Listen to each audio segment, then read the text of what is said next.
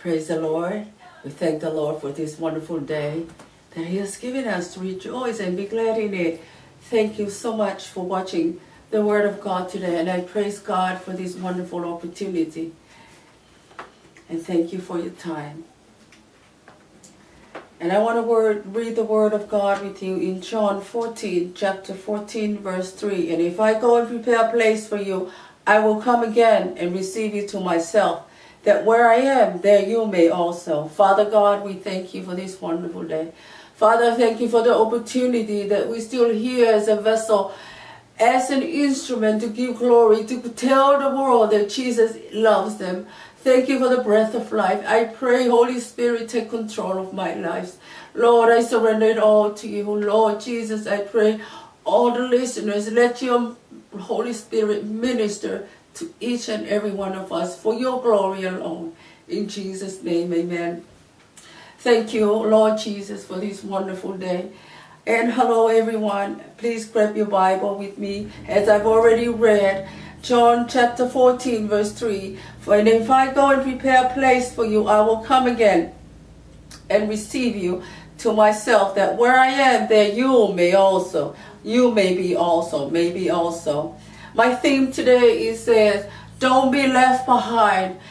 My friends, my family, the saints of God, Jesus is coming back.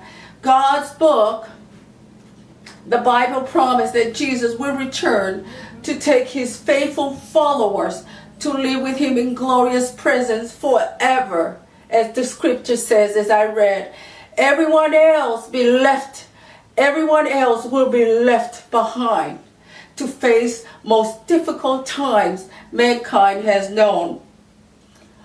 Everyone's questioning, when will that happen?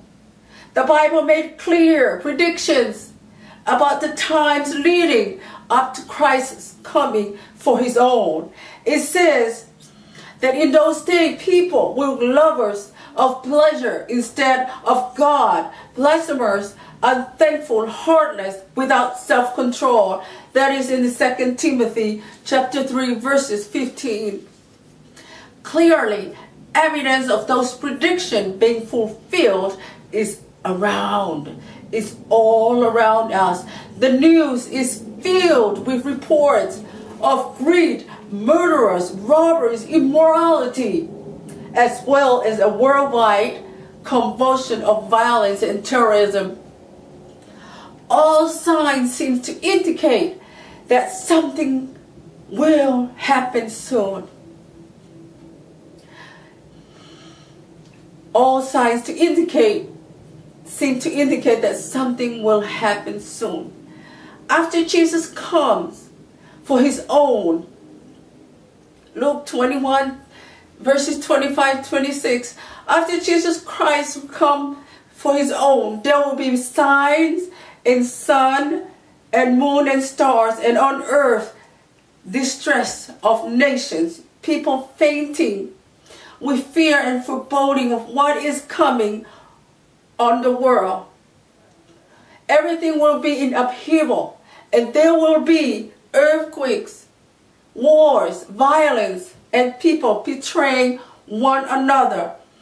It all adds up to the ultimate rebellion against God, Armageddon. Hallelujah. Despite the coming chaos on this earth, some things will remain the same. What are they? The nature of God never changes. He is unchanging in his holiness and his righteousness. Malachi chapter 3:6 says, "For I, the Lord, do not change. Do not let nightly news frighten you." God knows what's going on down here. He does. And he will step in when the limit has been reached. Only God knows what that limit is. God's judgment is coming. That hasn't changed. The Bible says the Lord will one day judge all nations of the world. But also God is unchanging in His love. He loves you and He has a plan for your life. Jesus said in John chapter 10 verse 10, I came that they may have life and have it abundantly. Something else that hasn't changed is the Word of God. Hallelujah. Something else that hasn't changed is the Word of God. Isaiah 40 verses 8 says, the grass withers, the flowers fades, but the word of our God will stand forever. Human nature doesn't change. Human nature doesn't change. In Romans 3:23 says, for all have sinned and fall short of the glory of God. We're all sinners. Sinners by birth and by practice. We cannot be reconciled to God and can't go to heaven unless our sins are forgiven by God. That is why Jesus Christ came to earth. First time in 2,000 years ago to die on a cross.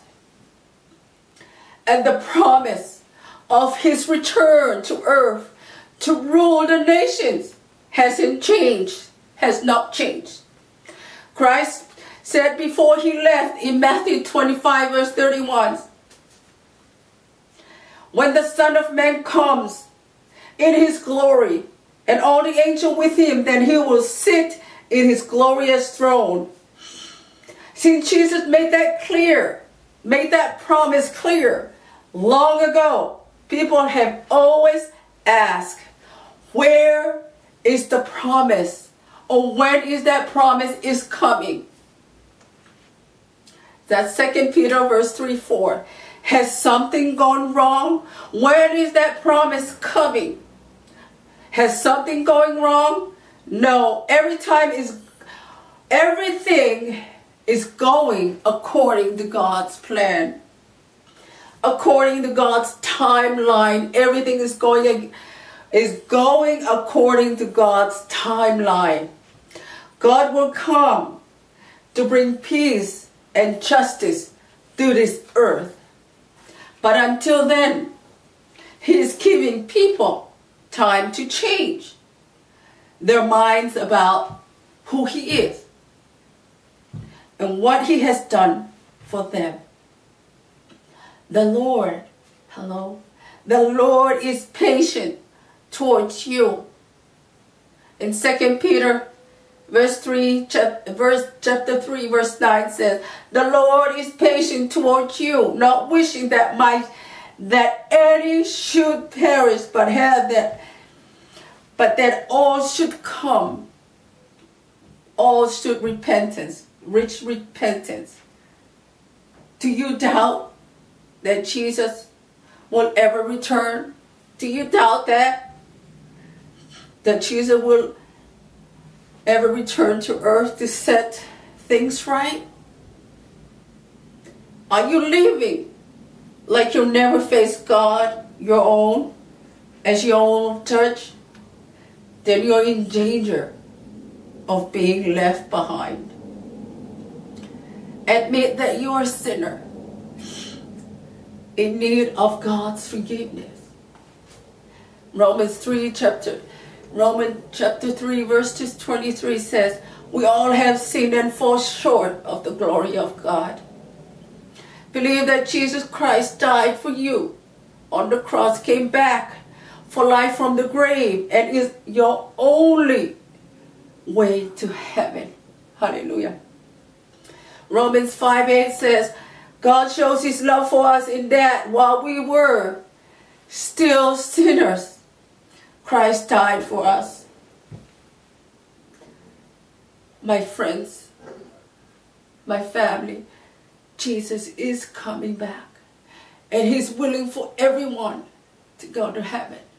Don't be left behind. Don't slack back. Because it says here, And if I go and prepare a place for you, I will come again and receive you to myself. The Messiah is coming back. That where I am, there you may also be.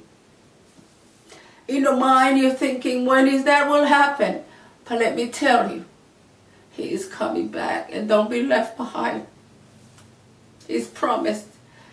Jesus is your way, is the way to heaven. Jesus, the cross, is still calling for you. The Bible already declares that he is coming back. He is returning. What are we to do? If you're willing to accept him as your Savior, I can't force you. I trust the Holy Spirit, and I pray the Holy Spirit will touch your heart to receive him. I am just an instrument, yielding, surrendering to him, that he may use me for his glory. The cross of Calvary is your only way to heaven, because Jesus is coming back soon, and don't be left behind. We need a Savior. That's why Jesus Christ came to earth for us. Let's not be left behind. And if you're willing in your heart to receive Jesus Christ as your Savior, please bow your head with me and say this prayer. Father God, I admit I'm a sinner. I ask your forgiveness. Your precious blood of Jesus cleanse my heart. Cleanse my soul from all unrighteousness. I come to you and I surrender my life to you. Make me a new person as I live for you, Lord Jesus. I give you my life. I give you my heart as my Savior. Father, I thank you for this wonderful moment. Lord Jesus, I give you glory, I give you honor, and I give you praise, Lord. Father, I pray your Holy Spirit will touch their lives for your glory alone, not mine. Father, I give you all the glory and I give you all the praises you alone deserve. Lord Jesus, touch everyone who's listening. May your words reach out. Your Holy Spirit touch them for your glory. In Jesus' name, amen. Thank you for watching me, and I praise God for such an opportunity. I'm just a mouthpiece, just yielding for his glory, for his presence, for the Holy Spirit. Just coming to you to remind you that Jesus loves and Jesus cares about you.